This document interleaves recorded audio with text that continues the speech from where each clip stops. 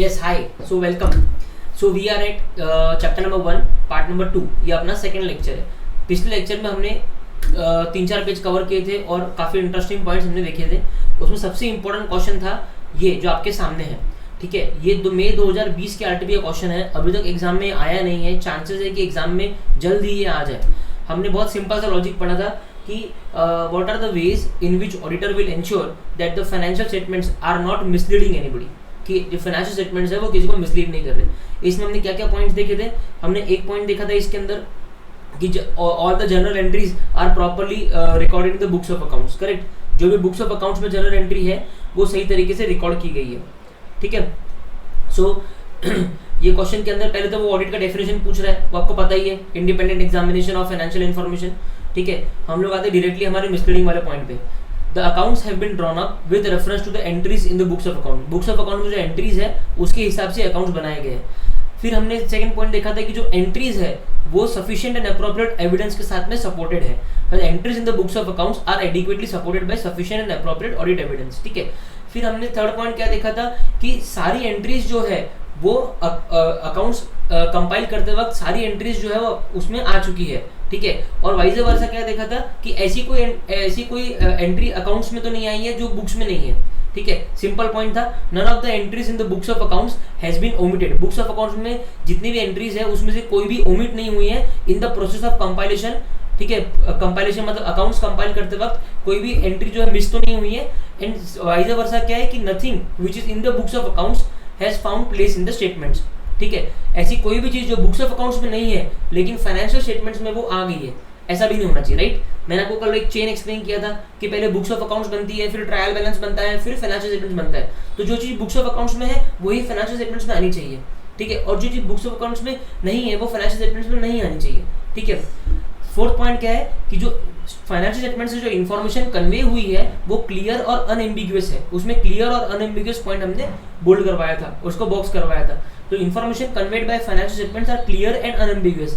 पांचवा पॉइंट हमने क्या पढ़ा था, the financial statements amounts are properly classified, described and disclosed in conformity with the accounting standards. ठीक है, जो फाइनेंशियल स्टेटमेंट्स में जितने भी अमाउंट्स आ रहे हैं वो सही तरीके से क्लासिफाई हुए हैं, सही तरीके से डिस्क्लोज हुए हैं और सही तरीके से डिस्क्राइब हुए हैं. ठीक है, अकाउंटिंग स्टैंडर्ड्स के हिसाब से. ठीक है, in conformity with accounting standards. And last point हमने क्या देखा था, the statement presents a true and fair picture of what, of the operational results of the company. ठीक है, चलो तो ये अपना हो गया. अभी हम लोग आते हैं हमारे चैप्टर 1 में स्कोप ऑफ ऑडिट की तरफ. ठीक है, so this is our scope of audit. ठीक है, now what is scope. Sir ये स्कोप का मतलब क्या है, what is this scope. Scope क्या है, स्कोप बच्चे क्या है, स्कोप है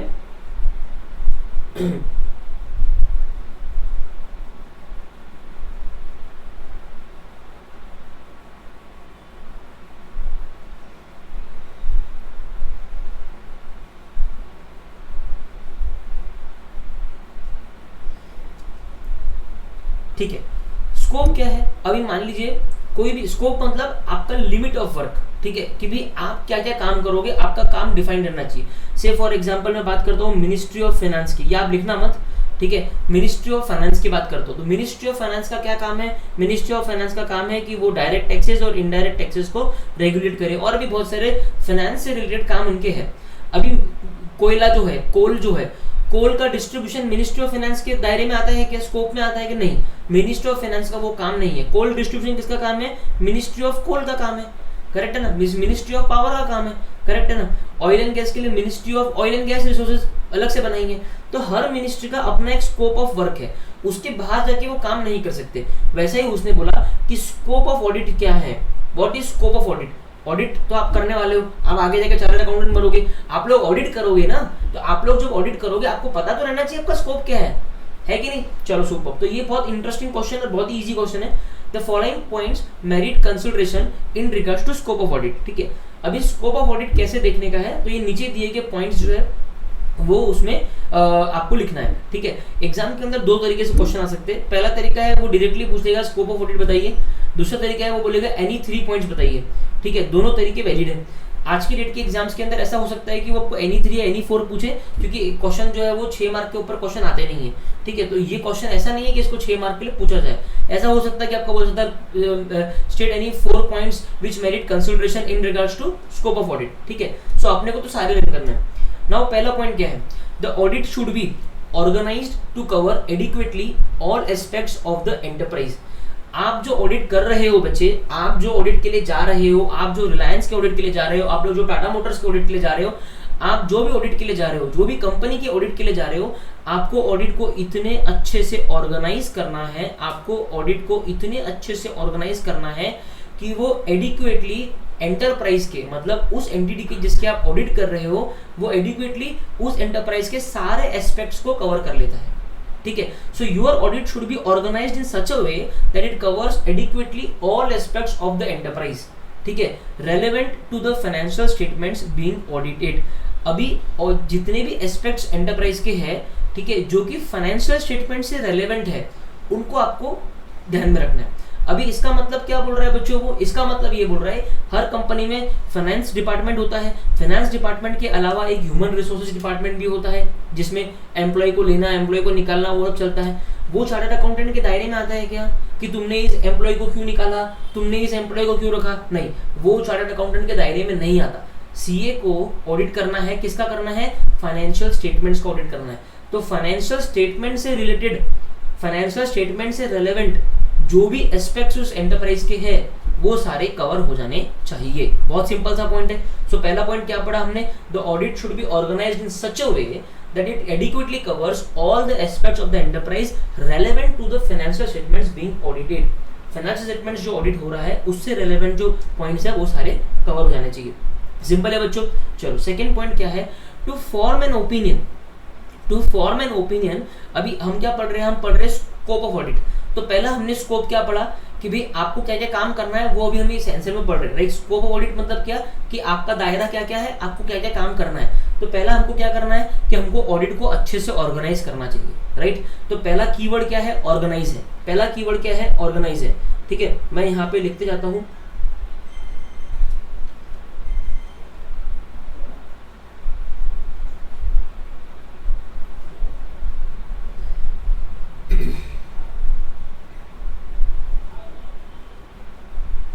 सो बात करते हैं स्कोप ऑफ ऑडिट। मैं यहाँ पे कीवर्ड्स लिख देता हूँ। पहला कीवर्ड्स क्या है, पहला ये आप लिख लेना, मेरे साथ में लिखो इसको, एक स्टिक नोट पे लिख दो। पहला लिखो ऑर्गेनाइज, ये अपना कीवर्ड है, ठीक है। इसमें सेकेंड पॉइंट क्या है, सेकेंड पॉइंट क्या है, to form an opinion on the financial statements. Financial statements के ऊपर ओपिनियन फॉर्म करना है। ये हमने ऊपर भी देखा था ऑब्जेक्टिव में, कि उसका ऑब्जेक्टिव सिर्फ ऑडिट करना नहीं है, सिर्फ रीजनेबल एश्योरेंस लेना नहीं है, उसको एक ओपिनियन भी बनाना है, और ओपिनियन के बाद में उस ओपिनियन को रिपोर्ट भी करना है अकॉर्डिंग टू एसेस। पढ़ा हमने ऊपर ना कि ओपिनियन बना के कोई मतलब नहीं है जब तक उसको रिपोर्ट नहीं करता। तो वैसा ही ये बोल रहा है सेकंड में, आपका दायरा ऑफ वर्क क्या है कि आपको एक ओपिनियन फॉर्म करना है। To form an opinion on the financial statements. Financial statements के ऊपर आपको एक ओपिनियन फॉर्म करना है। The auditor should be reasonably satisfied as to whether the information contained in the underlying accounting records. जो auditor है, मतलब जो आप लोग हो बच्चों, जो आप लोग जो ऑडिट करने जा रहे हो बच्चों, the auditor should be reasonably satisfied. आप लोगों को एक रीजनेबल सेटिस्फेक्शन रहना चाहिए as to whether the information contained in the underlying accounting records. जो भी इंफॉर्मेशन अंडरलाइंग अकाउंटिंग रिकॉर्ड्स में दी हुई है। अंडरलाइंग अकाउंटिंग रिकॉर्ड्स मतलब क्या, फाइनेंशियल स्टेटमेंट्स, ठीक है। अंडरलाइंग अकाउंटिंग रिकॉर्ड मतलब क्या, इसमें सब कुछ आ गया। अंडरलाइंग अकाउंटिंग रिकॉर्ड्स बोलते से इसके अंदर सब कुछ आ गया। इसके अंदर बैलेंस शीट भी आ गई, पीएनएल भी आ गया, आपके लेजर अकाउंट्स भी आ गए, सब कुछ आ गया। वो पूरी चेन मैंने पिछले लेक्चर में बताई थी, वो पूरी चेन इसमें आ गई। तो अंडरलाइंग अकाउंटिंग रिकॉर्ड्स एक बहुत ब्रॉड टर्म है, इसके अंदर सब कुछ आ जाता है। तो जो भी इंफॉर्मेशन अंडरलाइंग अकाउंटिंग रिकॉर्ड्स में कंटेन्ड है एंड अदर सोर्स डेटा, और इसके अलावा अगर आपने कोई दूसरा डेटा भी लिया होगा ये अपने ऑडिट के ओपिनियन बनाने के लिए, तो वो सब रिलायबल है, ठीक है, और सफिशिएंट भी है as the basis for preparation of the financial statement, ठीक है। अभी क्या है इस पॉइंट में, वो बहुत सिंपल सी बात बोल रहे हैं इसको मैं थोड़ा नीचे लेता हूँ, ठीक है। इस पॉइंट में वो क्या बोल रहा है कि भाई आपको ओपिनियन बनाना है फाइनेंशियल स्टेटमेंट्स के ऊपर। आपको क्या बनाना है, आपको ओपिनियन बनाना, राइट। सो आपको बनाना है ओपिनियन। ठीक है, to form an opinion on the financial statements, opinion बनाने के लिए ऑडिटर को क्या करना है, ऑडिटर ठीक है शुड एंश्योर, ऑडिटर को ये एंश्योर करना है कि जो भी इंफॉर्मेशन अंडरलाइंग अकाउंटिंग रिकॉर्ड्स में है और दूसरे कोई भी सोर्स डेटा में है, वो सारी इंफॉर्मेशन जो है वो रिलायबल है और सफिशिएंट है, सिंपल। ठीक है, सो ऑडिटर शुड एंश्योर, ये यहाँ पे ना मेरे साथ में जब भी मैं ये लिखता हूँ ना बच्चों, ये सब आप है ना रफ बुक में लिखते रहो मेरे साथ में। कैसा है, आप अभी मेरे साथ में लेक्चर के साथ साथ में लिखोगे ना ये इंपॉर्टेंट लाइंस, इंपॉर्टेंट वर्ड्स, तो आपको दिमाग में बैठ जाएगा ये। ठीक है, और जो मैं आपको स्टिक नोट पे लिखने बोलता हूँ इंपॉर्टेंट वर्ड, कीवर्ड, वो मेरे साथ में स्टिक नोट पे लिखो। आपकी जो रफ बुक है, आपको याद होगा ऐसा बोलते हैं कि लिखने से ज्यादा लर्न होता है, तो मैं आपको लेक्चर के बीच में लिखवा रहा हूँ ताकि आपको लर्न भी हो जाए। तो ये मेरे साथ में रफ बुक में लिखो आप, auditor should ensure that the information and other source data is reliable and sufficient। ठीक है, सिंपल है। तो आपको जब स्कोप ऑफ ऑडिट पढ़ाया है अभी, तो स्कोप ऑफ ऑडिट मतलब क्या, आपका क्या लिमिट है काम करने का, आपका क्या दायरा है। उसमें पहला काम आपको ऑर्गेनाइज बोल दिया, ठीक है। दूसरा काम आपको क्या बोला, दूसरा काम बोला कि ओपिनियन आपको फाइनेंशियल स्टेटमेंट में बनाना है, और वो बनाने के लिए आपको एक रीजनेबल एश्योरेंस लेना है कि सारी इंफॉर्मेशन जो है वो रिलायबल और सफिशिएंट है। ठीक है, तो यहाँ पे आपका सेकंड कीवर्ड क्या आ गया, रिलायबल एंड सफिशिएंट। ये आप स्टिक नोट पे लिख दो बेटा। ठीक है, चलो, तो अभी इसमें ये एज द बेसिस है ना, ये पॉइंट आप काट दो, ये आगे के लास्ट लाइन काट दो। ठीक है, मैं आपको स्टडी मटेरियल में ना ऐसी लाइंस कटवाते जाऊंगा, कुछ पैराग्राफ कटवाते जाऊंगा जो कि इंपॉर्टेंट नहीं है। ठीक है, आपको अननेसेसरी एडिशनल लाइन पढ़ के ना कंफ्यूजन क्रिएट होता है और चीजें लर्न नहीं होती है। हम लोग स्टडी मटेरियल को बहुत यूजेबल बनाएंगे। देखो, ऑथर की नोट से पढ़ के कोई मतलब नहीं है। आजकल सब लेक्चर में ऑथर ने अपनी फैंसी नोट बना दिया, उनसे पढ़ के कोई मतलब नहीं है। उससे आपका लैंग्वेज ही खराब होगा, आपका कंटेंट खराब होगा। हम स्टडी मटेरियल से पूरा पढ़ते हैं ताकि अपने को एक कॉन्फिडेंस रहे कि हमने सब कुछ कवर किया। ठीक है, सो ये पॉइंट अपन यही तक कवर करेंगे। ठीक है ना, सिंपल है। तो 2 पॉइंट अपने कवर हो गए। तो पहला कीवर्ड क्या था, ऑर्गेनाइज। सेकंड कीवर्ड क्या था कि information should be reasonable assurance that the information is reliable and sufficient. ये हमारे की पॉइंट्स थे। नाउ थर्ड चीज, इनफॉर्मिंग हिज ओपिनियन। ओपिनियन बनाते वक्त the auditor should also decide whether the relevant information is properly disclosed in the financial statements. Opinion बनाते वक्त auditor को यह भी डिसाइड करना है कि जो रेलेवेंट इंफॉर्मेशन फाइनेंशियल स्टेटमेंट्स में है वो प्रॉपरली डिस्क्लोज्ड है।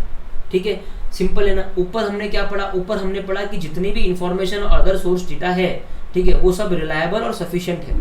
ये पढ़ा हमने कि भाई ओपिनियन बनाते वक्त उसको एक रीजनेबल एश्योरेंस देना है कि जितनी भी इंफॉर्मेशन अंडरलाइंग अकाउंटिंग रिकॉर्ड्स में है एंड अदर सोर्स डेटा में है वो रिलायबल और सफिशिएंट है। कि भाई इंफॉर्मेशन तो सही है, इंफॉर्मेशन में कोई प्रॉब्लम नहीं है सर, इंफॉर्मेशन एकदम बढ़िया है, जो भी अमाउंट्स फाइनेंशियल स्टेटमेंट्स में लिखे हैं वो सब सही है, सब बढ़िया है सर, कोई प्रॉब्लम नहीं है। ये चीज तो क्लियर है। अब थर्ड पॉइंट में वो क्या बोल रहा है कि सब कुछ सही है, मैं मानता हूँ, लेकिन अब ये देख लो कि जो चीजें सही है उसको बराबर तरीके से डिस्क्लोज तो किया है ना। कि ऐसा हुआ मान लो डिस्क्लोज ही नहीं किया, फाइनेंशियल स्टेटमेंट में डाला ही नहीं। इन्फॉर्मेशन तो बुक्स ऑफ अकाउंट्स में थी, ट्रायल बैलेंस में थी, लेकिन फाइनेंशियल स्टेटमेंट में डाला ही नहीं, डिस्क्लोज ही नहीं किया, या प्रॉपरली डिस्क्लोज नहीं किया। क्रेडिटर है उसको एसेट में दिखा दिया, डेटर है उसको लाइबिलिटी में दिखा दिया, करेक्ट है ना। इक्विटी कैपिटल है उसको एसेट में दिखा दिया। तो प्रॉपरली डिस्क्लोज है कि नहीं वो चेक कर लो। तो in forming his opinion the auditor should also decide, auditor को यह भी डिसाइड करना है कि वेदर द रेलेवेंट इंफॉर्मेशन, जो भी रेलेवेंट इंफॉर्मेशन है वो प्रॉपरली डिस्क्लोज्ड है फाइनेंशियल स्टेटमेंट्स में। whether the relevant information is properly disclosed। यहाँ पे information is properly disclosed अपना कीवर्ड हो जाता है। ठीक है, subject to statutory requirements where applicable, ये subject to वाला पॉइंट है ना, ये आप काट दीजिए। ठीक है, ये सब ये आगे मालगाड़ी के डब्बे लगे हैं ये, ठीक है, इनका कोई वो नहीं है।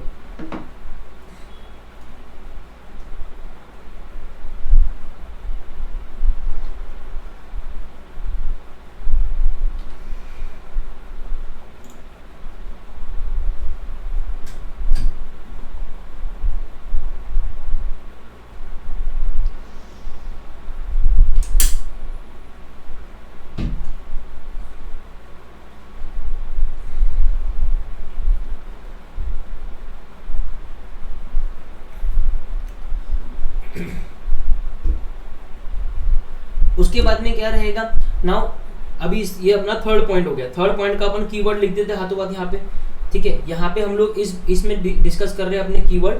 थर्ड अपना कीवर्ड क्या है कि इंफॉर्मेशन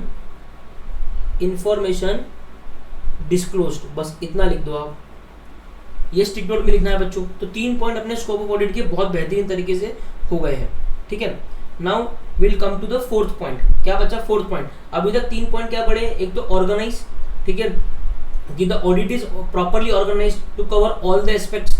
सेकेंड पॉइंट हमने क्या पढ़ा कि जो इन्फॉर्मेशन ऑडिट की है, ठीक है, जो इन्फॉर्मेशन अंडरलाइंग रिकॉर्ड्स में है वो रिलायबल और सफिशिएंट है। थर्ड पॉइंट हमने क्या पढ़ा कि इन्फॉर्मेशन तो सब कुछ रिलायबल सफिशिएंट है, इन्फॉर्मेशन बराबर कोई प्रॉब्लम नहीं, लेकिन क्या वो प्रॉपरली डिस्क्लोज्ड है कि नहीं है, ये हमने थर्ड पॉइंट पढ़ा। ये अभी हम लोग क्या पढ़ रहे हैं? स्कोप ऑफ ऑडिट पढ़ रहे हैं। अब हम आएंगे हमारे फोर्थ पॉइंट के ऊपर। ध्यान देना बच्चों, the auditor assesses the reliability and sufficiency of the information, ठीक है। अभी देखो ये जो फोर्थ पॉइंट है ना, ये स्कोप ऑफ ऑडिट का बेसिकली ये क्या है, ये जो हमने सेकंड पॉइंट पढ़ा था ना कि जो इंफॉर्मेशन है वो रिलायबल और सफिशिएंट है, उसको जोड़ता हुआ ये फोर्थ पॉइंट है बच्चों, ठीक है, उसको जोड़ता हुआ ये फोर्थ पॉइंट है। ये फोर्थ पॉइंट में वो क्या बता रहा है कि कैसे ऑडिटर ये देखेगा कि जो इन्फॉर्मेशन है वो रिलायबल और सफिशिएंट है या नहीं है, ठीक है। तो वो ये फोर्थ पॉइंट है। अगर स्कोप ऑफ ऑडिट का क्वेश्चन आया तो आप ये फोर्थ पॉइंट नहीं भी लिखोगे तो चलेगा, क्योंकि ये स्कोप ऑफ ऑडिट नहीं है, ये बेसिकली स्कोप ऑफ ऑडिट के अंदर जो एक पॉइंट है उसको फर्दर एक्सप्लेन कर रहा है, ठीक है। मैं आपको बता दूंगा ये पॉइंट क्या है। The auditor assesses the reliability and sufficiency of information contained in the underlying records and other source data by, जो सेकंड पॉइंट है वो पूरा उसने यहाँ से यहाँ तक पूरा as it is copy paste कर दिया, लेकिन अब वो बोल रहा है कि किस तरीके से वो उसको असेस करेगा। ये वो 2 पॉइंट में बताया है किस तरीके से करेगा। Making a study and evaluation of accounting systems and internal control, जो कंपनी के अंदर इंटरनल कंट्रोल लगाए हुए हैं। सर इंटरनल कंट्रोल मतलब क्या? इंटरनल कंट्रोल हमारा एक सेपरेट चैप्टर है, बहुत कुछ उस पर डिस्कस होगा, लेकिन मैं आपको अभी एग्जांपल इंटरनल कंट्रोल का देता हूँ, ठीक है। इंटरनल कंट्रोल मतलब क्या है? इंटरनल कंट्रोल मतलब क्या है? इंटरनल कंट्रोल क्या है? जैसे कि मान लीजिए ये एक फैक्ट्री प्रीमाइसेस है, ये एक फैक्ट्री प्रीमाइसेस है, ठीक है। यहाँ पे लगे हुए हैं कैमरे, ये कैमरे लगे हुए हैं, चारों तरफ से क्या लगे हुए हैं? कैमरे लगे हुए हैं। ये कैमरे क्या है? ये कैमरे are nothing but internal control, ठीक है। मैनेजमेंट ने इंटरनली एक कंट्रोल लगा रखा है कि कोई भी चोरी हुई तो कैमरे में डिटेक्ट हो जाएगा, राइट। इंटरनल कंट्रोल, कंट्रोल मतलब कोई भी चीज़ पे अपना आंख जमा के रखना, कोई भी चीज़ को पे पूरा अपना ध्यान रखना कि कुछ गड़बड़ तो नहीं हो रही है। तो इंटरनल क्यों बोलते हैं इसको? इंटरनल इसके लिए बिकॉज ये लगाता है कंपनी का मैनेजमेंट, कंपनी के जो मालक होते हैं ना, कंपनी के जो ओनर्स होते हैं, ठीक है, कंपनी के जो बोर्ड में बैठते हैं, बोर्ड ऑफ डायरेक्टर्स होते हैं, उनका रिस्पॉन्सिबिलिटी होता है कि वो अपनी कंपनी में प्रॉपर कंट्रोल्स लगाए ताकि कंपनी का गवर्नेंस अच्छा रहे, कंपनी का कामकाज अच्छा रहे, कंपनी में कोई भी फ्रॉड डिटेक्ट ना हो। इसके लिए कंट्रोल वर्ड तो बहुत इंपॉर्टेंट है और उसको इंटरनल इसलिए बोलते हैं क्योंकि ये कंपनी का मैनेजमेंट लगाता है, ठीक है। इसको कहते हैं इंटरनल कंट्रोल। जब जब इंटरनल कंट्रोल का कोई भी पॉइंट आएगा कहीं भी पूरे ऑडिट में, आपको सिक्योरिटी कैमरा ध्यान में रखना है बस, ठीक है। सो ऑडिटर को क्या करना है? ऑडिटर को क्या करना है? ऑडिटर को क्या करना है? ऑडिटर को स्टडी करना है कि उस कंपनी के जो इंटरनल कंट्रोल है वो बराबर है या नहीं है। उस कंपनी का जो अकाउंटिंग सिस्टम है, अकाउंटिंग सिस्टम सर क्या हुआ? अकाउंटिंग सिस्टम मतलब टैली, ERP, ऐसा कोई भी सॉफ्टवेयर कंपनी में जिससे कंपनी की अकाउंटिंग हो रही है। Debit what comes in, credit what goes out, ठीक है। तो making a study and evaluation of what, of 2 things, accounting system and internal controls. Second point क्या है? Carrying out such other test, carrying out such other test, inquiries and other verification procedures of accounting transactions and account balances as he considers appropriate in particular circumstances, ठीक है। ये point भी बहुत इतना कोई खास नहीं है, ठीक है, मैं आपको समझा देता हूँ। Carrying out such other test, अब ये एक जेनरिक पॉइंट है। क्या है बच्चा? ये जेनरिक पॉइंट है। ऊपर उसने स्पेसिफिकली बोल दिया कि अकाउंटिंग सिस्टम और इंटरनल कंट्रोल का स्टडी करना है और इवैल्यूएशन करना है, स्पेसिफिकली 2 चीज बोल दी ना। अब सेकंड पॉइंट में वो एक जनरल पॉइंट बता रहा है कि ऐसे कोई भी टेस्ट करना चाहिए, इंक्वायरी करनी चाहिए। टेस्ट मतलब क्या? कोई भी एक प्रोसीजर को खुद से करके देखना। कोई भी एक प्रोसीजर जो कंपनी में हो रहा है, से मान लो कंपनी में परचेस करने का एक सिस्टम है कि मिस्टर एक्स जो है वही ऑथोराइज्ड है परचेज करने के लिए, ठीक है। तो आपको वहाँ पे खड़े रह के देखना चाहिए कि वो किस तरीके से परचेज कर रहा, कहाँ कहाँ पे साइन कर रहा, इंक्वायरी करनी चाहिए। और भी तरह तरह के वेरिफिकेशन प्रोसीजर्स हैं वो लगाने चाहिए, ये देखने के लिए कि जो भी ट्रांजेक्शन और अकाउंट बैलेंसेज है, ठीक है, वो सही तरीके से कैरी आउट हो रहे हैं या नहीं हो रहे, ठीक है। ये बच्चों इतना इंपॉर्टेंट क्वेश्चन नहीं है, इसको आप टोटली इग्नोर कर सकते हो, ये आपको एग्जाम में पूछा भी नहीं जाएगा, ये इसको आप यहाँ पे इग्नोर लिख दो, सिर्फ ये 4th वाले पॉइंट को। अगर ये आप एग्जाम में लिखोगे भी तो सिर्फ पहला वाला पॉइंट लिख दोगे तो भी चलेगा, सेकंड वाला पॉइंट काट दोगे तो भी चलेगा, कोई प्रॉब्लम नहीं होगा। इसको एमसीक्यू में ये लोग पूछ सकते हैं, तो एमसीक्यू में पूछेंगे तो आपको मालूम रहना चाहिए कि अकाउंटिंग सिस्टम और इंटरनल कंट्रोल का मेरे को स्टडी एंड इवैल्यूएशन करना है। किस चीज के लिए करना है, ये इंश्योर करने के लिए कि जो इंफॉर्मेशन है वो रिलायबल और सफिशिएंट है, ठीक है। जो इंफॉर्मेशन अंडरलाइंग अकाउंटिंग रिकॉर्ड्स में है वो रिलायबल और सफिशिएंट है, ये इंश्योर करने के लिए, ठीक है। चलो 5वां पॉइंट आ जाता है। 5वां पॉइंट क्या है, the auditor determines whether the relevant information is properly disclosed in the financial statements by. अभी आपने देखा होगा कि जो सेकंड पॉइंट था उसका फर्दर डिस्क्रिप्शन ये 4th पॉइंट में दिया था, करेक्ट है, ठीक है। लेकिन जो ये 3rd पॉइंट है, तो ये जो 3rd पॉइंट है अपना कि इंफॉर्मेशन प्रॉपरली डिस्क्लोज्ड है या नहीं है, वो कैसे चेक करेगा, वो ये 5th पॉइंट में दिया हुआ है, ठीक है। सो ए पॉइंट क्या दिया हुआ है, comparing the financial statements with the underlying accounting records and other source data, ठीक है। जो फाइनेंशियल स्टेटमेंट्स है उसको कंपेयर करना है अंडरलाइंग अकाउंटिंग रिकॉर्ड्स और अदर सोर्स डेटा से, ठीक है। मैंने आपको कल बताया था बच्चों, मैंने आपको ये बताया था कि फाइनेंशियल स्टेटमेंट्स जो है वो बनता है ट्रायल बैलेंस से, ठीक है, और ट्रायल बैलेंस जो है वो बनता है अकाउंटिंग लेजर से, अकाउंटिंग लेजर से बनता है। और अकाउंटिंग लेजर कैसे बनता है, अकाउंटिंग लेजर बनता है जर्नल एंट्रीज से, करेक्ट है। तो वो सिंपल सा पॉइंट बोल रहा है कि the financial statement is prepared with reference to the books of accounts, ठीक है, जो बुक्स ऑफ अकाउंट्स में है उसके हिसाब से बना हुआ है। तो the comparing the financial statements जो है मतलब बैलेंस शीट P&L जो है उसको कंपेयर करो, किस चीज से कंपेयर करो, अंडरलाइंग अकाउंटिंग रिकॉर्ड से एंड अदर सोर्स डेटा से, अंडरलाइंग अकाउंटिंग रिकॉर्ड से कंपेयर करो और अदर सोर्स डेटा से कंपेयर करो to see whether they properly summarise the transactions and events recorded therein. जो भी ट्रांजैक्शन उस कंपनी ने उस साल में किए हैं उसको प्रॉपरली समराइज करता है या नहीं करता है वो देखने के लिए, ठीक है। सो बेसिकली इसमें यही तक का पॉइंट इंपॉर्टेंट है बोल्ड वाला, इसके आगे आपको पॉइंट जो है काट देना है। ये क्या है, मालगाड़ी के आगे के डब्बे है जो अपने को नहीं करना है, ठीक है।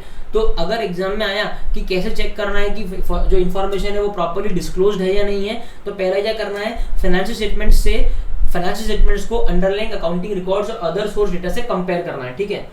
उसके बाद में सेकंड पॉइंट क्या है, considering the judgements that management has made in preparing the financial statements. अभी बच्चों आपने अकाउंटिंग स्टैंडर्ड्स पढ़ा होगा, एडवांस अकाउंट्स में आपने अकाउंटिंग स्टैंडर्ड पढ़ा होगा, उसमें आपने देखा होगा कि बहुत जगह पे मैनेजमेंट को जजमेंट लगाना पड़ता है कि इस जो फिक्स एसेट्स है, ठीक है, उसका कितने साल का लाइफ है ताकि डेप्रिसिएशन उस हिसाब से कैलकुलेट किया जाए, ठीक है। उसके अलावा हमने देखा कि और किस किस चीज़ों के लिए एस्टिमेट लगता है कि कंटिजेंट लायबिलिटी को प्रोविजन ट्रीट करना है कि नहीं करना है, उसके लिए मैनेजमेंट को जजमेंट लगाना पड़ता है। कहने का मतलब धंधे के अंदर और अकाउंटिंग के अंदर मैनेजमेंट को बहुत सारे जजमेंट यूज करना है, राइट। मैनेजमेंट को खुद के बहुत सारे प्रोबेबिलिटीज यूज करना है। ऑडिटर को क्या करना है, ये देखना है कि considering the judgements that management has made in preparing the financial statements prepare करते वक्त जो भी जजमेंट्स मैनेजमेंट ने बनाए हैं उनको ऑडिटर को कंसीडर करना है। Accordingly the auditor assesses the selection and consistent application of accounting policies. जो कंपनी की अकाउंटिंग पॉलिसीज है उसको सही तरीके से लगाया है, कंसिस्टेंटली लगाया है या नहीं लगाया है, ये ऑडिटर को चेक करना है, ठीक है। इसके आगे 10 से लेके आप पूरा पॉइंट जो है वो काट दीजिए, ठीक है। बच्चों मैं फिर से बोल रहा हूँ, ये जो फोर्थ वाला पॉइंट था, ठीक है, ये तो auditor assesses the reliability and sufficiency of the information, ठीक है, ऑफ सोर्स डेटा, ठीक है।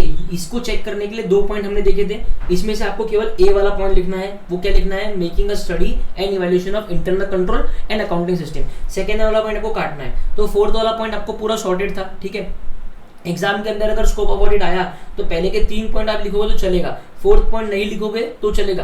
क्यों नहीं लिखोगे, क्योंकि ये एक्सप्लेनेशन है, ये एक सेपरेट पॉइंट नहीं है, ये ऊपर के पॉइंट का एक्सप्लेनेशन है। वैसे ही 5th पॉइंट अगर आप नहीं लिखोगे तो चलेगा, कोई प्रॉब्लम नहीं है, ठीक है। तो ये वाले पॉइंट को भी आप इग्नोर कर दो। मैंने आपको एक्सप्लेन इसके लिए किया ताकि MCQ में अगर आए तो आपको ये करते आए, या फिर करेक्ट इनकरेक्ट में आए तो आपको ये करते आए, ठीक है। सो हमने क्या पढ़ा, हमने ये पढ़ा कि ये कैसे चेक करे कि इन्फॉर्मेशन प्रॉपर्ली डिस्क्लोज्ड है या नहीं है। उसमें हमने पहला क्या पढ़ा कि जो फाइनेंशियल स्टेटमेंट्स है उसको कंपेयर कर लो अंडरलाइंग अकाउंटिंग रिकॉर्ड से, फाइनेंशियल स्टेटमेंट्स को कंपेयर करो अंडरलाइंग अकाउंटिंग रिकॉर्ड से। और सेकंड पॉइंट क्या पढ़ा कि consider the judgements made by the management in preparation of the financial statements. Financial statement prepare करते वक्त मैनेजमेंट ने क्या जजमेंट्स लिए वो देखो। मैनेजमेंट ने जो अकाउंटिंग पॉलिसीज है वो बराबर सिलेक्ट करी है, the selection and consistent application of accounting policy.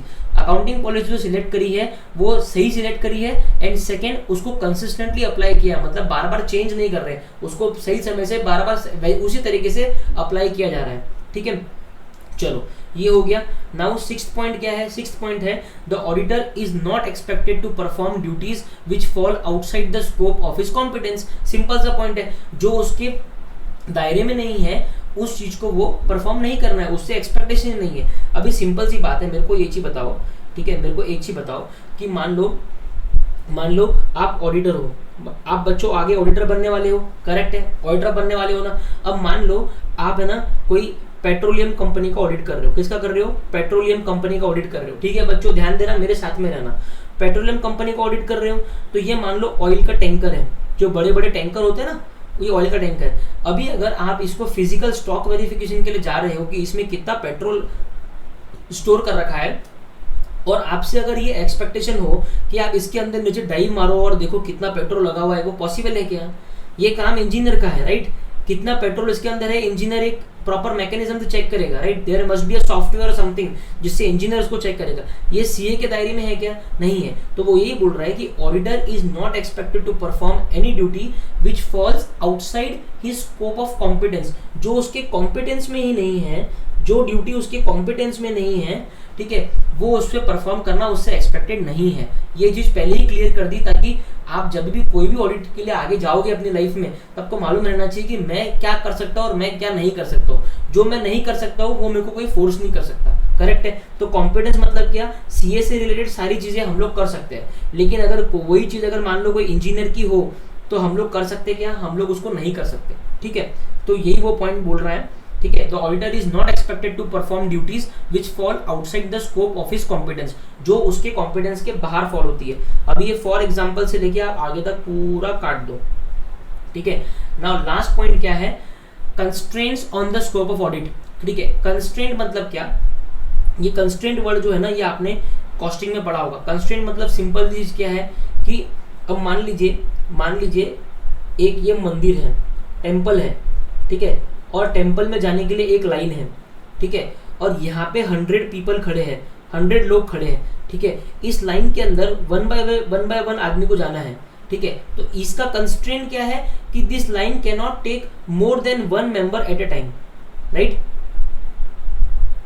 More than 1 member मतलब ये इसका कंस्ट्रेंट मतलब क्या, एक डेडलॉक। कंस्ट्रेंट मतलब क्या कि एक जकड़, कि हम इसके अलावा नहीं कुछ भी नहीं कर सकते। तो कंस्ट्रेंट क्या है कि एक आदमी के ऊपर इस लाइन में एक बार में नहीं जा सकता, करेक्ट है। तो वो यही बोल रहा है कि constraint on the scope of audit of the financial statements that impair the auditor's ability to express an unqualified opinion on such financial statement should be set out in his report, ठीक है। इस point को बच्चों एक बार आप ignore कर दो, क्योंकि ये पॉइंट है ना हम लोग कहाँ पे कवर करेंगे, ये पॉइंट हम लोग करेंगे ऑडिट रिपोर्ट के चैप्टर में। ये जो अनक्वालिफाइड ओपिनियन है, ठीक है, तो constraint on the scope of audit वाला जो पॉइंट है ये अपन बाद में कवर करेंगे। ये पॉइंट जो है इसमें अनक्वालिफाइड ओपिनियन और ये सब आ रहा है, ये अपने अगले चैप्टर में कवर होने वाला है, ठीक है। तो स्कोप ऑफ ऑडिट को अब एक बार समराइज करना बहुत इंपॉर्टेंट है सर। क्यों, हमने बहुत सारा स्कोप ऑफ ऑडिट में पढ़ लिया, लेकिन हमको एक क्लैरिटी चाहिए कि अभी उनको क्या क्या लिखना है। तो अगर एग्जाम में ये पॉइंट आया स्कोप ऑफ ऑडिट वाला, ठीक है, आप ऊपर एक स्टिक नोट बना ही रहे ऑलरेडी, करेक्ट है। जो स्टिक नोट बना रहे हो ना उसी में कंटिन्यू करना है, ठीक है। 3 पॉइंट जो ऊपर लिखे हुए मैं फिर से यहाँ पे लिख रहा हूँ, ठीक है। पहला पॉइंट क्या था, पहला पॉइंट था audit is organised, audit is organised, ठीक है। ये पॉइंट हम लोग एक बार जोर से बोल देंगे, audit is organised to cover all the aspects of entities, all the aspects of the enterprise, ठीक है, relevant to the financial statements. Financial statement से रिलेवेंट जितने भी एस्पेक्ट्स है उसको कवर करने के लिए ऑडिट प्रॉपर्ली ऑर्गेनाइज किया गया है। ठीक है। सेकेंड पॉइंट क्या है, to form an opinion on the financial statements auditor should have a reasonable assurance that the information contained in the underlying accounting records, ठीक है। Information in accounting record and other source data, ठीक है, and other source data is reliable and sufficient, right है। बहुत simple सा point था ये। इसी के आगे एक पॉइंट आप क्या लिखोगे कि इसी को कंटिन्यू करके क्या पॉइंट लिखना अपने को, या आप स्टिक नोट पे लिखो, जो मैं बता रहा हूँ ना स्टिक नोट पे लिखो। इसी को कंटिन्यू करके एक पॉइंट क्या था कि how he will check the auditor has to study and evaluate what internal control system and accounting system, ठीक है। तो यहाँ पे can be checked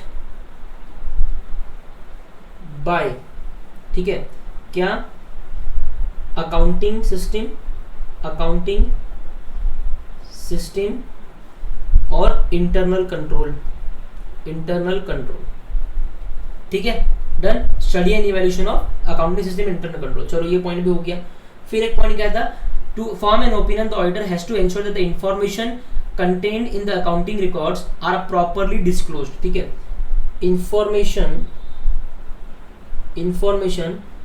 is properly disclosed, right, ठीक है। उसके बाद में फिफ्थ पॉइंट आपका क्या है वो स्कोप ऑफ ऑडिट में, जो अपना फिफ्थ और लास्ट पॉइंट है वो ये है कि the auditor is not expected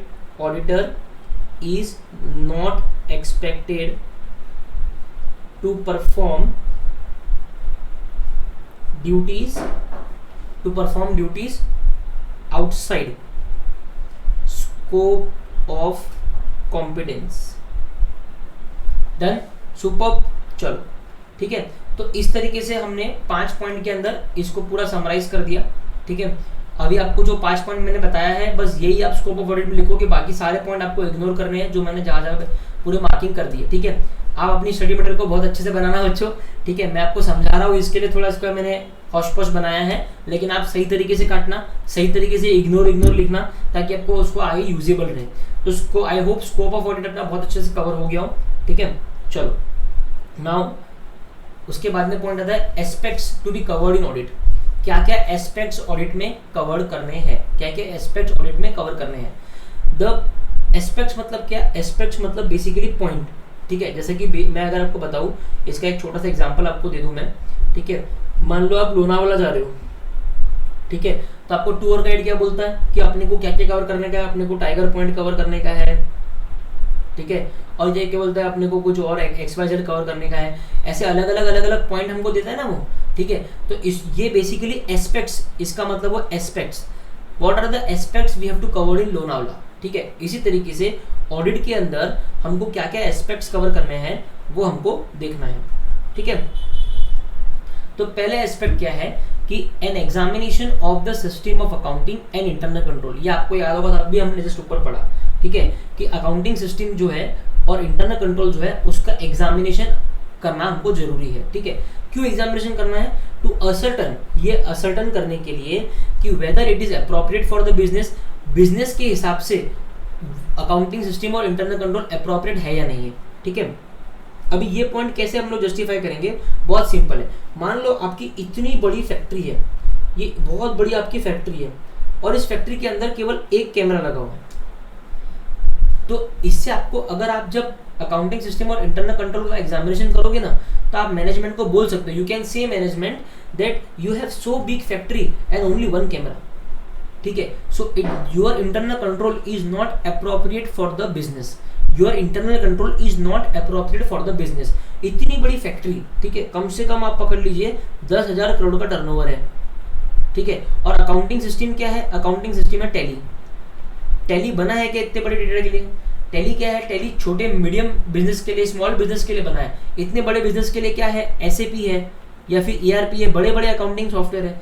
तो आप मैनेजमेंट को बोल सकते हो that the accounting system which you are using is not appropriate for the business, ठीक है। सो बेसिकली ये पहला पॉइंट बहुत सिंपल है, ठीक है, to ascertain whether it is appropriate for the business, ठीक है, and helps in properly recording all transaction, कि भाई जितने भी ट्रांजेक्शन कंपनी में हो गए वो सही तरीके से रिकॉर्ड हुए नहीं हुए, उसके लिए वो हेल्प करेगा, ठीक है। तो आप ये बहुत जरूरी है, क्योंकि क्या होगा, अगर मान लो कोई ट्रांजेक्शन कंपनी में हुआ, मान लो कंपनी ने 100 करोड़ का सेल किसी को किया और मान लो उसका जर्नल एंट्री पास ही नहीं हुआ, ठीक है, तो क्या होगा, आगे वो ना अकाउंटिंग लेजर में आएगा, ना ट्रायल बैलेंस में जाएगा, और ना ट्रायल बैलेंस के बाद में फाइनेंशियल स्टेटमेंट में जाएगा, तो वो पूरा मिस हो जाएगा। करेक्ट है। इसी के लिए ऑडिटर को ये देखना बहुत जरूरी है कि कंपनी का accounting system is proper and the internal control is proper, ठीक है, and appropriate for the business so that none of the transaction is being missed for recording, ठीक है, all the transactions are properly recorded, ठीक है, इसको देखने के लिए। सो फर्स्ट पॉइंट बहुत सिंपल है, एग्जांपल आप पढ़ लेना, ठीक है। सो पहला पॉइंट एस्पेक्ट्स में क्या है कि इंटरनल कंट्रोल और अकाउंटिंग सिस्टम का एग्जामिनेशन करना है, ठीक है। चलो ये पहला पॉइंट हो गया, ठीक है, an examination of the system of accounting and internal control. अभी आप जब स्टिक नोट बनाने का कोई रिक्वायरमेंट नहीं है, क्योंकि ये डायग्राम से आपको पूरा वो कवर हो जाएगा, ठीक है। अभी अब मैं जो भी आपको लिखाऊंगा ना लर्न करने के लिए, वो आप अपने पास में रफ बुक में लिख लेना, ठीक है। अभी सेकेंड पॉइंट क्या है, सेकेंड पॉइंट ये है reviewing the system and procedures, ठीक है, सिस्टम्स और प्रोसीजर्स को रिव्यू करना है to find out whether they are adequate and comprehensive and incidentally whether material inadequacies and weaknesses exist to allow frauds and errors going unnoticed। बहुत simple point है बच्चों कि जो कंपनी के अंदर जितनी भी सिस्टम्स है और जितनी भी प्रोसीजर्स है, अब ये सिस्टम्स एंड प्रोसीजर्स जो वर्ड है ना, ये बहुत ही ब्रॉड टर्म है। क्या, क्योंकि सिस्टम्स मतलब क्या, सिस्टम में तो कुछ भी हो सकता, मतलब मान लीजिए मैं आपको एग्जांपल देता हूँ, मान लीजिए कि ये एक फैक्ट्री प्रीमाइसेस है, ठीक है, ये एक फैक्ट्री प्रीमाइसेस है, ठीक है, यहाँ से रॉ मटेरियल आ रहा है, यहाँ से रॉ मटेरियल आ रहा है, तो पहला प्रोसीजर क्या है कि इस रॉ मटेरियल को क्वालिटी चेक होगा कि रॉ मटेरियल बराबर है या नहीं। क्वालिटी चेक के बाद में वो फैक्ट्री में प्रोसेसिंग के लिए जाएगा, उसके बाद में वो यहाँ से गोडाउन में जाएगा स्टोर करने के लिए, उसके बाद में उस पर एक्साइज ड्यूटी भरा जाएगा मान लो, और उसके बाद में उसका जो है डिस्पैच होगा, ठीक है, ये प्रोसीजर है।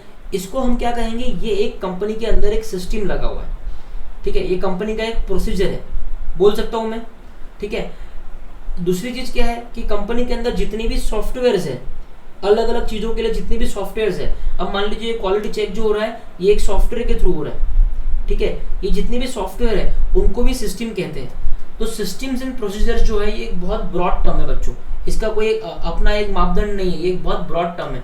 तो रिव्यू करना है, reviewing the systems and procedures, क्यों रिव्यू करना है, to find out whether they are adequate, कि सिस्टम्स एंड प्रोसीजर्स जो है ये एडिक्वेट है या नहीं है, एंड कॉम्प्रिहेंसिव, कॉम्प्रिहेंसिव मतलब कि भाई शॉर्ट में निपटाया नहीं है, ठीक है, एडिक्वेट है और बहुत बड़े हैं ताकि सब कुछ अच्छे से कवर हो जाए। कॉम्प्रिहेंसिव है, कॉम्प्रिहेंसिव मतलब क्या, दैट इट कवर्स एवरीथिंग, ठीक है। तो to find out whether they are adequate and comprehensive, ठीक है, एंड यहाँ से जो इंसिडेंटली है ना, ठीक है, ये जो इंसिडेंटली है ना, ये आप काट दो यहाँ से पॉइंट, ठीक है, आपको केवल यहाँ तक रखना है, ठीक है। ये मैं क्यों कटवा रहा हूँ, क्योंकि ये आगे एडिशनल मालगाड़ी के डब्बे हैं, इसमें जो लैंग्वेज है ना, ये लैंग्वेज थोड़ी बराबर ड्राफ्टेड नहीं है, ये अपन लर्न करने जाएंगे ना तो पूरा पॉइंट भूल जाएंगे। अब चेकर तो पूरा चेक थोड़ी करेगा, उसको तो पूरा पॉइंट अपन ने दे दिया ना, ये सब आगे के पॉइंट लिखने का काम नहीं है अपने। अगर ये पूरे 5-6 पॉइंट लिख देंगे अपने को 5 में से 4.5 मिल जाएंगे, अपने को उतने ही चाहिए बस, लेकिन अपने को लर्न रहना चाहिए। तो अब ये देखो पॉइंट कितना सिंपल हो गया। ये पॉइंट क्या है कि reviewing the systems and procedures to find out whether they are adequate and comprehensive. Correct है कि वो एडिक्वेट है और कॉम्प्रिहेंसिव है या नहीं, खत्म, सिंपल ना। तो ऊपर हमने अकाउंटिंग सिस्टम और इंटरनल कंट्रोल को लेके पढ़ा, और यहाँ पे हमने एक ब्रॉड टर्म पढ़ ली, सिस्टम्स एंड प्रोसीजर्स, ठीक है। चलो थर्ड पॉइंट क्या है, checking of the arithmetical accuracy of the books of accounts. Books of accounts की अरिथमेटिकल एक्यूरेसी आपको चेक करना चाहिए, ठीक है। ये भी आपके ऑडिट का एक एस्पेक्ट है, ऑडिट का एक पार्ट है, ठीक है। By the verification of postings and balances, ये बाय द से काट दो, ये इतना ही पॉइंट बहुत बढ़िया है, ठीक है। अब ये पॉइंट क्या है, ये पॉइंट बहुत सिंपल है, इसको मैं आपको एक्सप्लेन करता, आप बोलेंगे अरे सर ये तो हमको पहले से आता था। अब मान लीजिए ये एक बैलेंस शीट है, ठीक है, मान लीजिए ये एक बैलेंस शीट है। बैलेंस शीट के अंदर मान लो ये मेरा लाइबिलिटी वाला पार्ट है, ठीक है। लाइबिलिटी वाले पार्ट में ये मेरा मान लीजिए लोन्स है, ठीक है, और लोन्स के बाद में ये मेरे इक्विटी है मान लो, ठीक है। अब मान लीजिए लोन्स जो है, लोन्स हमने लिखा 100 करोड़, इक्विटी हमने लिखा मान लीजिए 500 करोड़, और बैलेंस शीट का टोटल आता है 700 करोड़। सही है ना? सही है क्या? सही नहीं है ना? 600 होना चाहिए ना, 600 जगह 700 लिखा है, करेक्ट है। तो ये है अरिथमेटिकल एक्यूरेसी, मतलब आपको चेक करना चाहिए कि जो टोटलिंग वगैरह है वो सही है या नहीं है, अरिथमेटिकली कुछ रॉन्ग तो नहीं है, ठीक है। ये चीज़ बहुत बार क्या होता है ना, अपन ये इग्नोर कर देते, अपन ऑडिट में इतना घुस जाते कि अपन बस वो डॉक्यूमेंट ले रहे हो और फिजिकली वेरीफाई कर रहे हो, लेकिन अपन ये ऊपरा ऊपरी चीज़ भूल जाते। This is visible from our eyes कि this 500 plus 100 is 700 not, it is 600, this is visible but we ignore this thing, मतलब ये छूट जाती है अपने आंखों से, ठीक है। तो इसको कहते हैं अरिथमेटिकल एक्यूरेसी। तो क्या है, checking of the arithmetical accuracy of the books of account, books of accounts की अरिथमेटिकल एक्यूरेसी चेक कर लो। फोर्थ पॉइंट क्या है? फोर्थ पॉइंट है verification of the authenticity and validity of transactions, ठीक है, entered into by making an examination of the entries in the books of accounts with the relevant supporting documents, ठीक है। अब ये क्या करना है, मैंने आपको बताया था, मैंने आपको फिर से मैं बार बार एक ही पॉइंट रिपीट कर रहा हूँ कि पहले होगा ट्रांजैक्शन, ट्रांजैक्शन के बाद में क्या होगा, डॉक्यूमेंट जनरेट होगा, डॉक्यूमेंट के बाद में क्या होगा, जर्नल एंट्री पास होगी। इसका मैंने आपको एग्जांपल भी पिछले लेक्चर में दिया था। तो यही बोल रहा है कि verify the authenticity and accuracy of the transaction, verification of the authenticity and the validity of the transaction, transaction कितना authenticate है, ऑथेंटिसिटी का मतलब क्या हुआ, ऑथेंटिसिटी का मतलब ये हुआ, अगर आप किसी भी बैंक में जाते होंगे तो बैंक में क्या है, हर बंदे को अपनी एक पावर दी गई है कि अगर 1 लाख तक का डिस्पैच करना है, 1 लाख तक का रुपीज अगर डिस्बर्स करना है तो शर्मा जी की साइन लगेगी, ठीक है। 10 लाख तक का करना है तो मेहता जी की साइन लगेगी। ऐसा अलग अलग बंदे को अलग अलग वो दे रखा है। तो आपको ये देखना है कि जो ट्रांजैक्शन कंपनी ने एंटर किया वो ऑथेंटिकेटेड है या नहीं है, मतलब जो बंदा, जो एम्प्लॉय उस कंपनी का उस ट्रांजैक्शन को एंटर कर सकता था, उसी ने किया या नहीं किया। एग्जाम्पल के तौर पर बताता हूँ मैं कि मान लीजिए ये परचेज डिपार्टमेंट है, परचेज डिपार्टमेंट है, जो कौन हेड कर रहा है, जो शर्मा जी हेड कर रहे हैं, मान लो शर्मा जी हेड कर रहे हैं इसको, ठीक है। तो अभी अगर आपने देखा कि कोई भी परचेज डॉक्यूमेंट है और उस पर शर्मा जी का साइन नहीं है, मतलब वो डॉक्यूमेंट जो है वो डॉक्यूमेंट ऑथेंटिकेटेड नहीं है, करेक्ट है। ऑथेंटिकेट का मतलब समझ गया आपको। So whether the verification of the authenticity of transactions and validity of transaction, validity of transaction मतलब क्या, कि वो ट्रांजेक्शन वैलिड है या नहीं है, ठीक है, कि क्या वो ट्रांजेक्शन सही टर्म्स पे हुआ है या नहीं हुआ है, ठीक है, सिंपल है। तो वेरीफाई क्या करना है अपने को, authenticity and validity of transactions entered into, जो भी ट्रांजैक्शंस एंटर किए उनकी ऑथेंटिसिटी और वैलिडिटी चेक करना है। कैसे चेक करेंगे, by making an examination of the entries in the books of accounts, books of accounts में जो भी एंट्रीज हुई है उनको एग्जामिन करना है। किससे एग्जामिन करना है, सपोर्टिंग डॉक्यूमेंट से एग्जामिन करना है, करेक्ट है, सिंपल है। तो बेसिकली मैंने बताया जैसे कि जनरल एंट्री मान लो सेल्स की है, अगर सेल्स की है बाय कैश टू सेल्स, तो डॉक्यूमेंट क्या होगा, डॉक्यूमेंट होगा इनवॉइस, करेक्ट है। तो उसको क्या करना है, ये जनरल एंट्री को एग्जामिन करना है विद द सपोर्टिंग डॉक्यूमेंट, ठीक है। और उससे क्या होगा, उससे उसको ट्रांजैक्शन की ऑथेंटिसिटी और वैलिडिटी उसको मैच हो जाएगी, एग्जामिन हो जाएगी, ठीक है, डन। ये पूरा पॉइंट मैंने आपको सर्कल में समझा। तो ये अपना फोर्थ पॉइंट था। अभी हम लोग क्या पढ़ रहे हैं, मेरे साथ में रहना एकदम, क्या पढ़ रहे हैं हम लोग, aspects to be covered in audit, audit के अंदर क्या क्या एस्पेक्ट्स कवर करने हैं, उसमें अपन ने 4 पॉइंट अभी तक देख लिए। 5वां पॉइंट क्या है, ascertaining that a proper distinction has been made between items of capital and items of revenue nature, ठीक है। और ये एंड से लेके आप पूरा काट दो, ठीक है। अब ये पॉइंट बहुत सिंपल हो गया, आप ऑलरेडी आपने ये देख रखा है कि कैपिटल नेचर का आइटम क्या होता है, रेवेन्यू नेचर का आइटम क्या होता है, आपको पता है। कैसे पता है, क्योंकि आपने ये फाउंडेशन में पढ़ रखा है कि what is capital, what is revenue, correct ना। So you know that what is capital and what is revenue. So आपको ये असर्टन करना है कि एक प्रॉपर डिस्टिंक्शन किया है, मतलब प्रॉपर एक डिफरेंशिएशन किया है between items of capital nature and items of revenue nature. ऐसा तो नहीं है कि कोई एसेट खरीदी और उसको रॉ मटेरियल में डाल दिया, कोई रॉ मटेरियल खरीदा उसको एसेट में, फिक्स एसेट में डाल दी, नहीं ना। Fix asset is a capital nature, raw material is revenue nature, so there should be a proper distinction between both the items, ठीक है। सो ये पॉइंट तो बहुत सिंपल था। 6वां पॉइंट क्या है, comparison of the balance sheet and profit and loss statement. जो आपकी बैलेंस शीट और प्रॉफिट एंड लॉस स्टेटमेंट है उसको कंपेयर करना है, ठीक है। किससे कंपेयर करना है, ये और अदर डॉक्यूमेंट्स और अदर स्टेटमेंट है ना, इसको काट दो, ठीक है। सिर्फ profit and loss balance sheet तक ये देखो, किससे कंपेयर करना है, विद द अंडरलाइंग रिकॉर्ड, ठीक है, विद द अंडरलाइंग रिकॉर्ड। और बैलेंस शीट और पीएनएल का अंडरलाइंग रिकॉर्ड क्या है? ट्रायल बैलेंस है। ट्रायल बैलेंस का अंडरलाइंग रिकॉर्ड क्या है? लेजर अकाउंट है। लेजर अकाउंट का अंडरलाइंग रिकॉर्ड क्या है? जर्नल एंट्रीज है। जर्नल एंट्रीज का अंडरलाइंग रिकॉर्ड क्या है? ट्रांजैक्शंस एंड डॉक्यूमेंट्स है। सिंपल ना। सो बहुत सिंपल सा पॉइंट है कि आपको बैलेंस शीट और पीएनएल को कंपेयर करना है। किससे कंपेयर करना है? अंडरलाइंग अकाउंटिंग रिकॉर्ड से। ठीक है, चलो सातवां पॉइंट क्या है? Verification of the title, existence and value of the assets appearing in the balance sheet. Balance sheet के अंदर जितनी भी एसेट्स अपीयर हो रही है, अभी एसेट्स क्या होता है वो मैं समझाऊंगा नहीं, ठीक है। बैलेंस शीट के अंदर जितनी भी एसेट्स अपीयर हो रही है उनका टाइटल का मतलब क्या है कि वो कंपनी के नाम पे होनी चाहिए, बराबर ना। उसके जो प्रॉपर्टी के डॉक्यूमेंट्स है वो कंपनी के नाम पे होने चाहिए। ऐसा तो नहीं कि प्रॉपर्टी के डॉक्यूमेंट किसी और के नाम पे है और कंपनी ने अपने बैलेंस शीट में उसको एज एन एसेट दिखा रखा। अगर कंपनी के नाम पे ही वो प्रॉपर्टी नहीं तो कंपनी का एसेट कहाँ से हुई?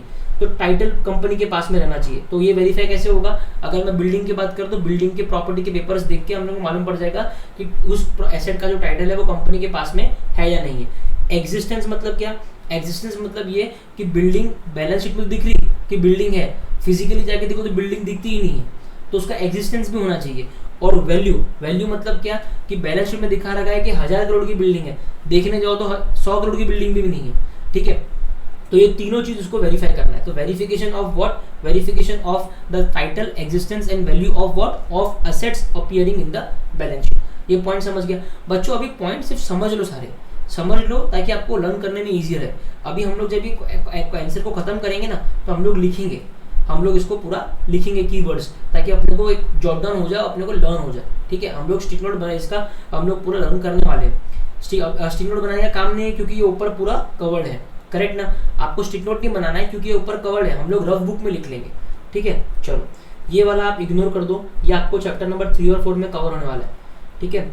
8 पॉइंट क्या है? 8 पॉइंट है verification of liabilities stated in the balance sheet. बहुत सिंपल सा पॉइंट है, ठीक है। बैलेंस शीट के अंदर जो अभी ऊपर एसेट का पॉइंट पड़ा तो लाइबिलिटी भी आएगा ना। So verification of liabilities stated in the balance sheet. Balance sheet के अंदर जितनी भी लाइबिलिटी है उनको वेरीफाई करना है, ठीक है। 9th पॉइंट क्या है? Checking the results shown by the profit and loss and to see whether the results shown are true and fair. Profit and loss statement ने जो भी रिजल्ट दिखाया, प्रॉफिट एंड लॉस स्टेटमेंट क्या result दिखाएगा कि इस कंपनी को कितना प्रॉफिट हुआ या फिर इस कंपनी को कितना लॉस हुआ, है ना। तो जो प्रॉफिट एंड लॉस दिखाया है वो ट्रू और फेयर है या नहीं है वो आपको चेक करना है, ठीक है। डन। उसके बाद में क्या है? Where audit is of a corporate body confirming that the statutory requirements have been complied with. अगर आप कोई कॉर्पोरेट बॉडी का ऑडिट कर रहे हो, सर कॉर्पोरेट बॉडी मतलब क्या? कॉर्पोरेट बॉडी मतलब कंपनीज। अगर आप कोई भी कंपनी का ऑडिट कर रहे हो तो आपको ये देखना है कि जितनी भी स्टैट्यूटरी रिक्वायरमेंट्स है। सर स्टैट्यूटरी रिक्वायरमेंट मतलब क्या? बेटा ये है ना बहुत ब्रॉड टर्म है, इसके अंदर सब कुछ आ गया। मतलब जो भी स्टैट्यूटरी रिक्वायरमेंट मतलब गवर्नमेंट की जो भी रिक्वायरमेंट्स है वो कंप्लाई हुई है या नहीं हुई है। स्टैट्यूटरी मतलब गवर्नमेंट की दी हुई रिक्वायरमेंट्स। अब वो कोई भी हो सकती है, वो फाइनेंस वाली भी हो सकती है, नॉन फाइनेंस वाली भी हो सकती है, ठीक है। और 11th पॉइंट क्या है? Reporting to the appropriate person oblique body whether the statement of accounts examined do reveal a true and fair view of the state of affairs and of the profit and loss of the organization। पूरा aspect cover करने के बाद आखिरी point क्या बोल दिया कि आपको अप्रोप्रिएट पर्सन को रिपोर्ट करना है कि whether the statement of accounts show a true and fair view of the company। Simple है, बहुत सिंपल है। डन, ठीक है। अभी एस्पेक्ट्स, अभी ऑब्वियसली एग्जाम में अगर ये क्वेश्चन आएगा तो आप सारे एस्पेक्ट तो नहीं लिखोगे, करेक्ट ना। तो आपको 5-6 एस्पेक्ट्स को लिखने हैं इसके लिए। चलो ठीक है। अभी सबसे पहले अपन क्या करते हैं? सबसे पहले we will do a revision of ये अपना स्कोप ऑफ ऑडिट। मेरे साथ में रहना, ठीक है। अभी इस लेक्चर को अपन एंड करने वाले हैं, हम लोग स्कोप ऑफ ऑडिट का एक रिवीजन कर लेंगे, ठीक है। ये आप फिर से रफ बुक मेरे साथ में रख दो ताकि आपको फिर से लर्न हो जाए एक बार। उसके बाद में हम लोग एस्पेक्ट्स के जितने भी पॉइंट अपने को याद आएंगे अभी वो अपन जॉट डाउन कर लेंगे, ठीक है। तो अपना एस्पेक्ट्स भी लर्न हो जाएगा, ठीक है। डन। स्कोप ऑफ ऑडिट में क्या है? पहला पॉइंट अपन ने क्या पढ़ा था? पहला पॉइंट पढ़ा था अपने audit is properly organised. Audit is organised to cover all the aspects of the enterprise relevant to the financial statements, बराबर है ना। तो audit is organised. Second point पे क्या पढ़ा आपने? To form an opinion auditor should ensure that the information contained in underline, लिखो मेरे साथ में इसको, अकाउंटिंग रिकॉर्ड, ठीक है, and other source data is reliable and sufficient.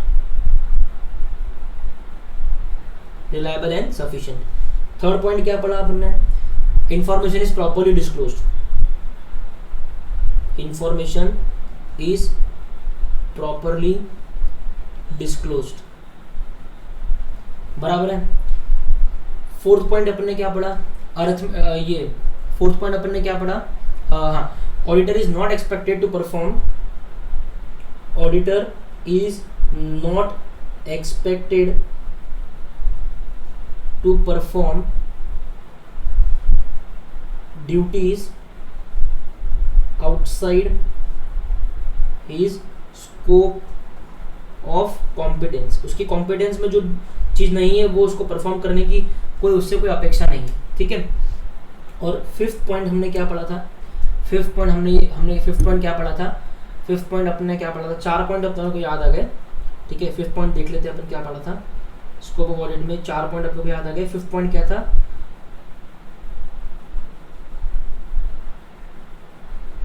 हाँ 4 ही पॉइंट थे, ठीक है, 4 ही पॉइंट थे, बराबर। 2 पॉइंट तो उसके वो एक्सप्लेनेशन वाले पॉइंट थे जो अपने को लिखना नहीं है, ठीक है। उसमें हमने एक पॉइंट इसमें ये पढ़ा था रिलायबल एंड सफिशिएंट वाले में, जो एक पॉइंट पढ़ा था वो था कि how he will do the study, auditor he has to study and evaluate the internal control system and accounting system, ठीक है।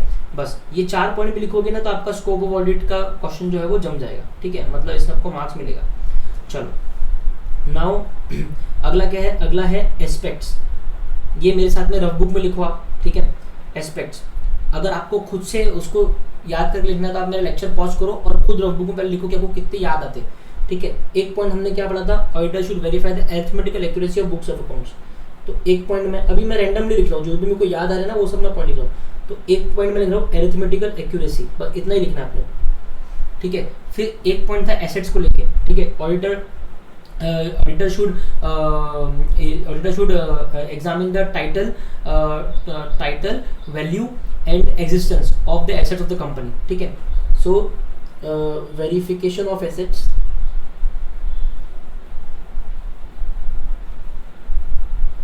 थर्ड पॉइंट क्या था, वेरिफिकेशन ऑफ लाइबिलिटी। ये भी ऑडिटर के ऑडिट के एस्पेक्ट्स ऑफ ऑडिट में आता है, ठीक है, वेरिफिकेशन ऑफ लाइबिलिटी। फिर हमने एक पॉइंट क्या पढ़ा था, पहला पॉइंट क्या पढ़ा था, अकाउंटिंग सिस्टम को लेके। Auditor should examine the auditor should study and examine the internal control system and accounting system, internal control system and accounting system, ये उसको स्टडी एंड इवैल्यूएट करना है to ensure that none of the entries in the books of accounts are missed, ठीक है, and all transactions are properly recorded. फिर auditor should review the systems and procedures, ठीक है। ये एक जेनरिक पॉइंट था कि सारे सिस्टम्स एंड प्रोसीजर्स को ऑडिटर को रिव्यू करना चाहिए, ठीक है। फिर सिक्स्थ पॉइंट क्या था, सिक्स्थ पॉइंट क्या था कि verify the profit and loss statement, verify the result of the profit and loss statement to ensure whether it is showing the true and fair picture of the company, ठीक है। Verify the results of profit and loss statement, ठीक है। उसके बाद में क्या था, उसके बाद में एक पॉइंट ये था, एक पॉइंट और क्या था इसमें, हाँ, in case of corporate body, in case of audit of, in case of audit of corporate body, corporate body को ऑडिट कर रहे हो तो आपको इंश्योर करना है कि all the statutory requirements are complied with, then all statutory requirements are complied। चलो 7 पॉइंट अपन ने लिख दिए, ठीक है। एक लास्ट पॉइंट था कि उसको रिपोर्ट करना है, ठीक है। बाकी पॉइंट अपन यहाँ पे पढ़ लो जो भी है, ठीक है ना।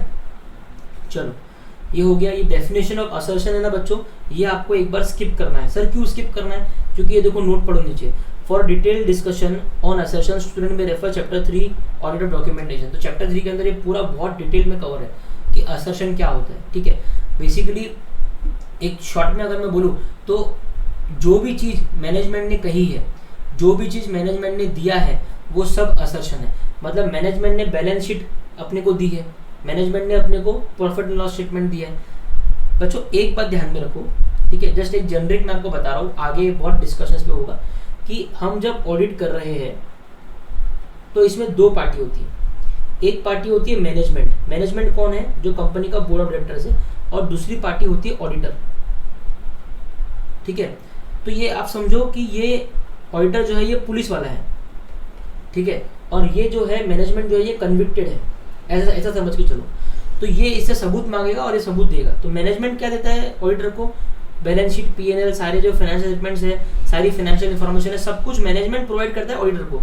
ऑडिटर क्या करता है? उसको ऑडिट करता है, एग्जामिन करता है, एंड देन अकॉर्डिंगली ऑडिटर क्या करता है? अपना एक ओपिनियन फॉर्म करेगा ऑडिटर। ओपिनियन फॉर्म करके उसको रिपोर्ट करेगा। ठीक है, रिपोर्ट किसको करेगा? To the members of the company, मतलब शेयर होल्डर्स। मेंबर्स और शेयर होल्डर्स एक ही होता है, इसको कोई कोई मेंबर बोलता है, कोई कोई शेयर होल्डर बोलता है। करेक्ट है, ये साइकिल आप बस ध्यान में रखना। तो management is responsible to prepare the financial statements of the company. Auditor responsible है क्या? नहीं। ऑडिटर क्या के लिए रिस्पॉन्सिबल है? ऑडिटर रिस्पॉन्सिबल है ऑडिट करने के लिए, लेकिन बनाएगा कौन? बनाएगा मैनेजमेंट। समझे? बनाएगा कौन? मैनेजमेंट। तो बेसिकली मैनेजमेंट ने जो भी हमको बैलेंस शीट पीएनएल में दे रखा है, लाइबिलिटी में इक्विटी हो गया, non current liability, current liability, asset में फिक्स एसेट्स हो गया, ठीक है, नॉन करंट एसेट हो गया, करंट एसेट हो गया, ये जो भी चीज बैलेंस शीट में पीएनएल में लिख रखी है ये सब एक असर्शन है। असर्शन मतलब क्या? एक स्टेटमेंट। असर्शन मतलब क्या? एक स्टेटमेंट। ठीक है, मैनेजमेंट ने जो भी ऑडिटर को दिया ऑडिट करने के लिए, मैनेजमेंट ने जो भी ऑडिटर को दिया वो सब असर्शन होगा। ठीक है, सो बैलेंस शीट में जो भी लिखा हुआ है, ठीक है, बैलेंस शीट में लिखा हुआ है, ये बैलेंस शीट है, ये प्रॉपर्टी प्लांट एंड इक्विपमेंट है। Property plant and equipment balance sheet में है 10,000 करोड़। ठीक है, उसके बाद में नॉन करंट एसेट जो है, इन्वेस्टमेंट वगैरह, वो है मान लीजिए 5,000 करोड़। ऐसे अलग अलग आइटम्स होंगे बैलेंस शीट में। ठीक है, इसका मतलब क्या हुआ? अगर इसको अपन दूसरे तरीके से पढ़े तो इसका मतलब क्या हुआ कि मैनेजमेंट ये बोल रहा है कि we have 10,000 crore of property plant and equipment. बराबर ना? सही बोल रहा हूँ ना? इट इज जस्ट कि मैनेजमेंट ने एक सेंटेंस फॉर्म नहीं किया, मैनेजमेंट ने बैलेंस शीट में इस तरीके से प्रेजेंट किया। करेक्ट ना? लेकिन इसका मतलब तो यही हुआ ना कि मैनेजमेंट बोल रहा है कि we have 10,000 crore of property plant and equipment, यही हुआ ना इसका मतलब। तो basically this is an assertion made by the management. Assertion मतलब अ स्टेटमेंट। ठीक है, कोई भी स्टेटमेंट मैनेजमेंट ने बोल दिया, that is an assertion which management has made. तो बेसिकली आप ये बोल सकते हो कि assertion is equal to statement. Assertion क्या है? असर्शन एक स्टेटमेंट है। ठीक है, मैंने बोला कि माई बर्थडे इज एट 28 मार्च। तो मैंने क्या किया? मैंने ये असर्शन एक किया है, मैंने एक स्टेटमेंट बोला है, मैंने एक असर्शन किया है। तो जो भी चीज मैनेजमेंट ऑडिटर को दे रहा है वो सब एक असर्शन है। अब इसमें आपको मैंने बहुत शॉर्ट में बताया है ये, लेकिन इसका पूरा डिटेल्ड मतलब जो है वो chapter number 3 audit of document and audit evidence में मैंने बताया है। ठीक है, वहाँ पे आपको पूरा ये डिटेल में मिलेगा। ठीक है, तो असर्शन क्या है? Assertion is it refers to the representations by the management. Management ने जो भी रिप्रेजेंटेशन किए हैं, चाहे वो एक्सप्लिसिट हो या फिर इम्प्लिसिट हो, that are embodied in the financial statements. Financial statements में जो भी चीज़ें लिखी ही है, ठीक है, वो सब रिप्रेजेंटेशंस मैनेजमेंट ने किए हैं। ठीक है, as used by the auditor to consider the different types of potential misstatements that may occur. ठीक है, ये सब एज यूज वाला पॉइंट आपका कुछ काम का नहीं है, सिर्फ इतना ही असर्शन का मीनिंग है। सो असर्शन मतलब क्या है? जो भी रिप्रेजेंटेशन मैनेजमेंट ने किए हैं फाइनेंशियल स्टेटमेंट्स के अंदर, वो सब असर्शन है। ठीक है, एक्सप्लिसिट हो या फिर अदरवाइज हो। सर अदर ऑफ एक्सप्लिसिट का मतलब क्या हुआ? एक्सप्लिसिट मतलब ये हुआ कि यहाँ पे मैंने क्या बोला कि मैनेजमेंट ने बोला कि we have 10,000 crore of property plant and equipment. ये एक एक्सप्लिसिट असर्शन है क्या? यस, क्योंकि मैनेजमेंट ने यहाँ पे लिखा है। इसका मतलब क्या है? उसको दूसरी तरीके से देखो तो क्या है? मतलब क्या? दूसरी तरीके से देखो तो कि 10,000 करोड़ से एक पैसा कम नहीं है और 10,000 करोड़ से एक पैसा ज़्यादा नहीं है, 10,000 करोड़ ही है। तो एक्सप्लिसिट असर्शन मतलब क्या? जो फाइनेंशियल स्टेटमेंट में एज इट इज फेस पे लिखे हैं। ठीक है, चलो, तो अभी असर्शन का मतलब को समझ गया। असर्शन मतलब statement made by the management. बाकी ये अपना आगे बहुत डिटेल में डिस्कस होगा। अभी अगर आपको थोड़ा कच्चा पक्का भी समझा तो आगे अपना इसमें बहुत अच्छा डिस्कशन होगा। ठीक है, चलो, नाउ टाइप्स ऑफ ऑडिट, ये अपन अगले लेक्चर में देखते हैं टाइप्स ऑफ ऑडिट। ठीक है।